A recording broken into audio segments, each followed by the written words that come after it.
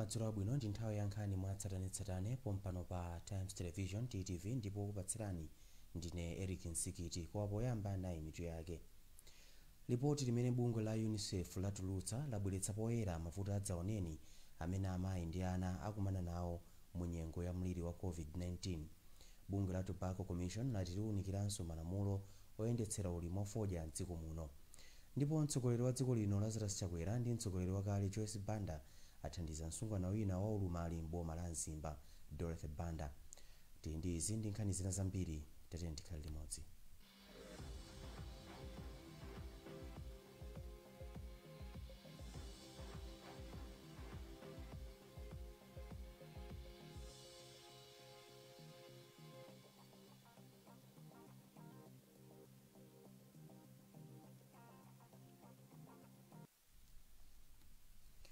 Munkhani yacho yoyamba madzulo ano, ripoti limene bungwe la UNICEF kuno ku Malawi latulutsa likusonyeza kuti mliri wa COVID-19 wabweretsa mavuto adzaoneni pakati pa amayi ndi ana.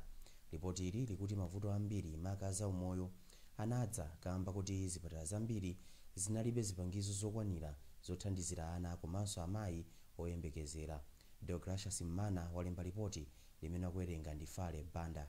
Ripoti ili lomwe lasayinidwa ndi mkulu wa UNICEF kuno ku Malawi Rudolph Swenke lati anthu ambiri kuphatikiza achinyamata ndi amayi oyembekezera omwe akudwala matenda a AIDS anasiya kumwa mankhwala otalikitsa moyo ama ARV chifukwa chosowa mankhwalawo ndi zipangizo zina ku chipatala. Nawonso matenda autumbidwa anakula moti ana opitirira 22,000 akugonekedwa mchipatala chifukwa cha matendawo, ndipo ena opitirira 108,000 adatsegula mimba chifukwa pa nthawiyo mwa zina makomo ambiri analibe madzi popeza mipopi ambiri inali yotsekedwa chifukwa ine yake samalipira.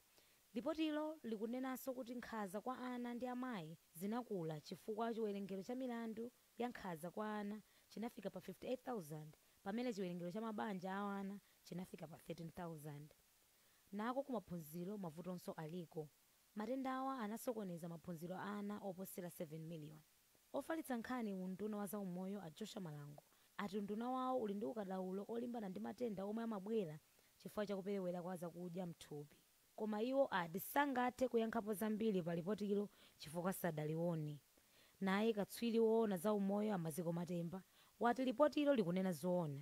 Iye wati vuto lalikulu pa nkhondo yomenyana ndi COVID ndi kuperewera kwa zipangizo mzipatala komanso kusowa kwa mauthenga a COVID kwa anthu akumidzi. Bungwe la UNICEF lidathandiza boma la Malawi ndi ndalama za nkhaninkhani pa nkhondo yolimbana ndi COVID. Fale Banda kuwerenga ripoti limene walemba ndi Lazarus Chakwera. Bungwe la Tobacco Commission lati malamulo atsopano oyendetsera ulimi wafodya ali ndi zofowoka zambiri zimene zikudandaulitsa alimi. Wapampando wa commission iyi Nkhani watsimikiza kuti bungweli lalandira madandaulo ambiri kuchokera kwa alimi za mmene malamulowa akuapsinjira. Pakadali pano Nkhani ati bungwe lawo liwunikiranso malamulowa. Samkalimira ali ndi nkhani yonse. Mwazina malamulo atsopano a ulimi wafodya akunena kuti alimi omwe ali pa kontrakiti adzingogulitsa fodya wawo ku makampani omwe adasayinirana makontrakiti angakhale mitengo ili yosawapindulira. Nkhani kenakana kuti izi sizichitira ubwino kwa alimi ndipo anena kuti alimi ambiri akuona ngati kuti akuberedwa. Akativomereze kuti afodya ngati mulimi ngakhale ali pa contract koma bayala akamukana fodya uja akhale ndi mwayi woti apitise kulikonse, achokeko kaende ukampani A apite ukampani B ora apite ku auction chifukwa sanga mukakamize iye mwini wake akuona kuti fodya ali bwino koma wogulawo akuti iyayi mumsisebe ndi ife tikuti iyayi tikasinthe izozo. Nkhani kenakana kuti ku Tobacco Commission andi amadandaulo ochuluka kuchokera kwa alimi ponena kuti lamulo latsopano la ulimi wafodya sikulongosola bwino tanthauzo logwiritsa ntchito ana ku minda ya fodya, ponena kuti ana kugwira ntchito ku mindayi ndi njira imodzi yophunzira ulimi wa fodya kuchokera kwa makolo. Nkhani anena kuti ku Malawi ana amaphunzira luso losiyanasiyana kuchokera kwa makolo awo, ndipo anena kuti ulimi wa fodya ndi umodzi wa luso lomwe ana akuyenera kuphunzira. iwo kenaka kuti akamaliza kuwunikiranso lamulo lokhudza ulimi wa fodya akapereka kusinthaku ku nduna za ulimi komanso nduna zachilungamo kuti akazukute usapite ku nyumba ya malamulo. Nduna za ulimi a Ruben Lowe anataka kudziwa mavuto mwa alimi a fodya akumana nawo ndipo anena kuti boma liyesetsa kuona kuti alimi azipindula pa ulimi wa fodya. Mtsogoleri wa dziko lino Lazarus Chakwera walowererapo pa mavuto amene msungwana wina Dorothy Banda akukumana nawo kamba ka ulumali. Achakwera athandiza Dorothy mogwirizana ndi mtsogoleri wakale wa dziko lino a Joyce Banda. Izi zikudza Times itabweretsa poyera mavuto amene Dorothy yemwe ndi wa zaka 23 akukumana nawo kamba kuti alibe njinga yoyendera. Dorothy amakhala ku Khosolo m'boma la Mzimba ndipo wakhala okanika kupeza mwayi wa maphunziro kamba ka vutoli. Sam Kalimira wadza ndi zambiri kuchokera mu mzinda wa Mzuzu. Ataonera kumvera komanso kuwerenga nkhani ya Dorothy, mtsogoleri wa boma a Joyce Banda agula njinga yoyendera Dorothy komanso zakudya zina ndipo anakapereka ku ofesi ya mtsogoleri wa dziko lino komwe njingayi akayipereka wa Dorothy. Poyimira atsogoleri awiriwa, phungu wa ku nyumba ya malamulo kumwera chakummawa kwa boma la Mzimba a Ackson Kalaire Banda anati Achakwera komanso a Banda ndi okhumudwa ndi mmene Dorothy amavutikira. Iwo anena kuti nzodandaulitsa kuona kuti ana ena omwe ali ndi ulumali mdziko muno akulephera kupeza maphunziro apamwamba komanso maufulu anthu aumala ena akuphwanyidwa kamba kuti sakuthandizidwa moyenerera. Tchulani inuyo ngati mtsogoleri wa chigawo chimene choncho komanso watchula ndani a president aziko lino kuti anavotera inu anavotaso a president ndiye muchitapo kanthu. Ndiye anapitiza kunena kuti ine ndikupasa president njinga chifukwa atchulidwa president ndikupasa president njinga kuti akapereke kuti akapereke kumene koko ndiye akutumani inuyo.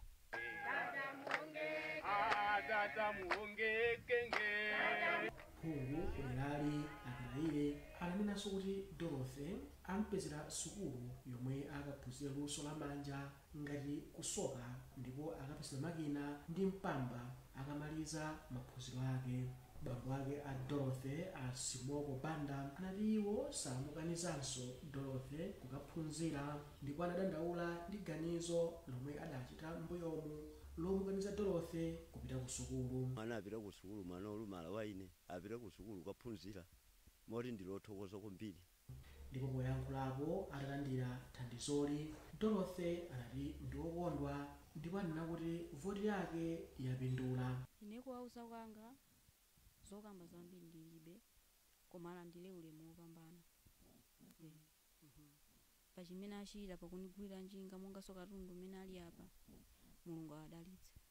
Dorothy amachokera m'mudzi mwa Chingonda kwa mfumu yaikulu Khonsolo m'boma la Mzimba. Akatswiri achenjeza kuti nkhalango zikupitirira kuonongeka mopyola muyezo mdziko muno. Mmodzi wa aphunzitsi a za nkhalango ku sukulu ya ukachenjede ya Luwana, Steve Makungwa, ndi mkulu wa za nkhalango Titus Zulu ndi wanena izi lachisanu mu mzinda wa Lilongwe. Pakadali pano akatswiri awiriwa alengeza kukhazikitsidwa kwa nthambi ya Global Land Forum Lilongwe chapter mkatikati mwa sabata ya mawa. Matthews Kasanda akufotokoza.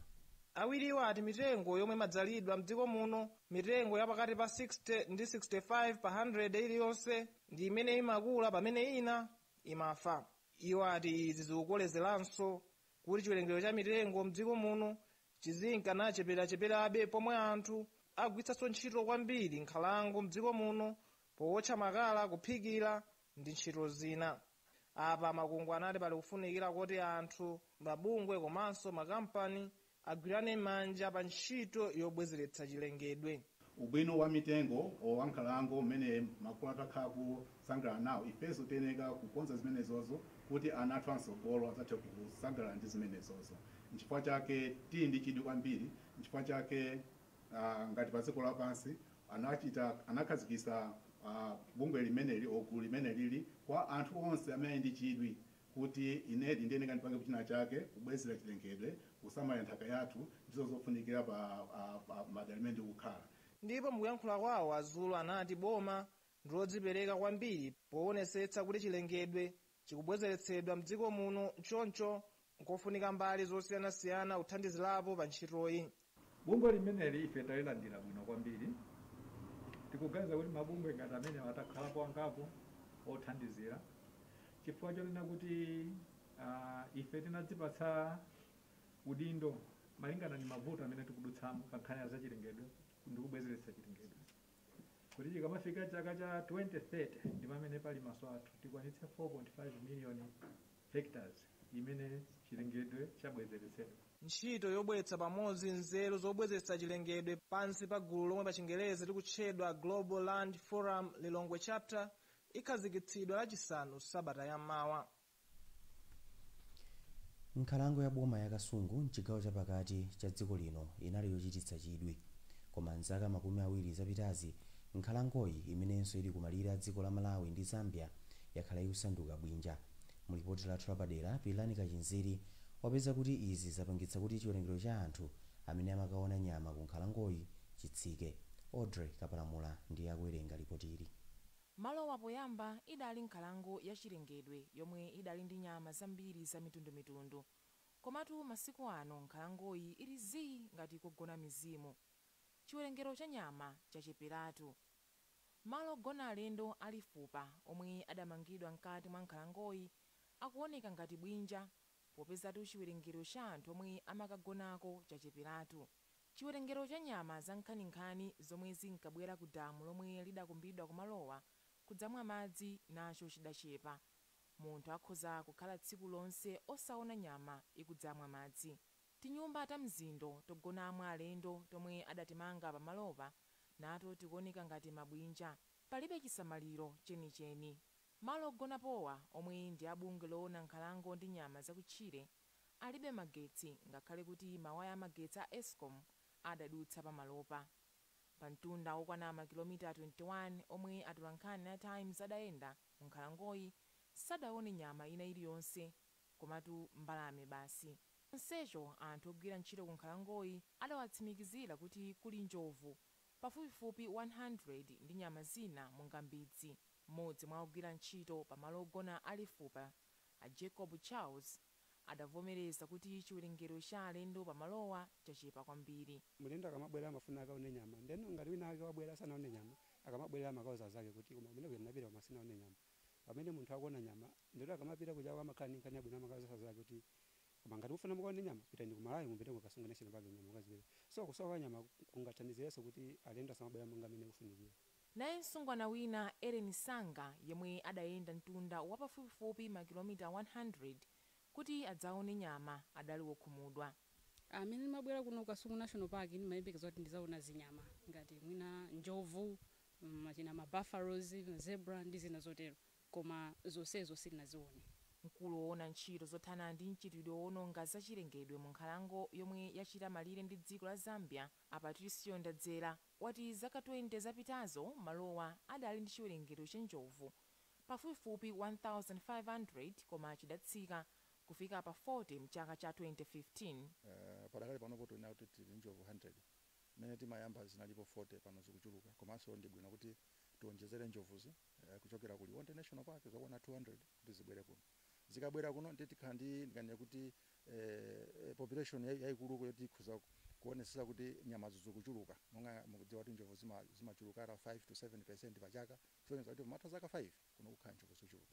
Nkhalango ya Kasungu yayandikana ndi nkhalango zosungirako nyama za lukusuzi komanso luwambe zomwe zili mdziko la Zambia, ndipo vuto lopha nyama zakutchire ndi lalikulu kwambiri mderali. Komabe mkulu woyang'anira derali lomwe akulitcha Malawi Zambia Landscape Lukalongera Ng'ambi wati ndi chikhulupiriro kuti athana ndi mchitidwe wopha nyama zachilengedwe wopanda chilolezo. Komabe pali chiyembekezo kuti mchitidwewu utheratu kamba ka ntchito yomwe ayikhazikitsa abungwe la IFO, International Fund for Animal Welfare, yomwe ikulandira thandizo kuchokera ku United States Agency for International Development USAID. Ntchitoyi idayamba mchaka cha 2017. Iwo akuphunzitsa asilikali olondera nyama mnkhalango ochokera m'mayiko a Malawi ndi Zambia ukadaulo othana ndi mchitidwewu. joseph chauluka ndi mphunzitsi wa asilikali ndipo ali ndi chikhulupiriro kuti apambana nkhondo imeneyi. Zambiri zikusonyezeratu kunena kuti tikuwina chifukwa choti tikumatha kuona kuchuluka kwa nyama kusiyana ndi mmene nyama zinalili mbuyomu, zikuchita kusonyezeratu kunena kuti nkhondo iyi tikuwina. Malinga ndi bungwe la ifo pofika mchaka cha 2021 anthu 1926 ndiwo amangidwa chifukwa cha mchitidwewu, ndipo minyanga ya njovu yokwana makilogalamu 2762 ayilanda. Ndi chikhulupiriro cha anthu mderali kuti mtsogolo muno nkhalangoyi idzabwereranso mchimake. Audrey Kapalamula kuwerenga ripoti limene walemba ndi Pitirani Kachinziri. Nkhani zathu pakatali pano ndi zomwezi, koma tisanasiyane nayinso mitu yake. Ripoti limene bungwe la UNICEF latulutsa labweretsa poyera mavuto adzaoneni amene amayi ndi ana akumana nawo mu nyengo ya mliri wa COVID-19. Bungwe la Tobacco Commission lati liwunikiranso malamulo a oyendetsera ulimi wa fodya mdziko muno. Ndipo mtsogoleri wa dziko lino Lazarus Chakwera ndi mtsogoleri wakale Joyce Banda achitapo kanthu pa mavuto amene msungwana wina wa ulumali mboma la Mzimba Dorothy Banda akukumana nawo. Kumbukirani kuti mutha kupeza nkhani izi ndi zina zambiri pa makina ya intaneti pa www.times.mw, pa Facebook pa tsamba la Times 360 Malawi, komanso pa Twitter @Times360 Malawi. Ndipo patsirani nkhani izi ndine Eric Nsikiti. Madzulo opambana.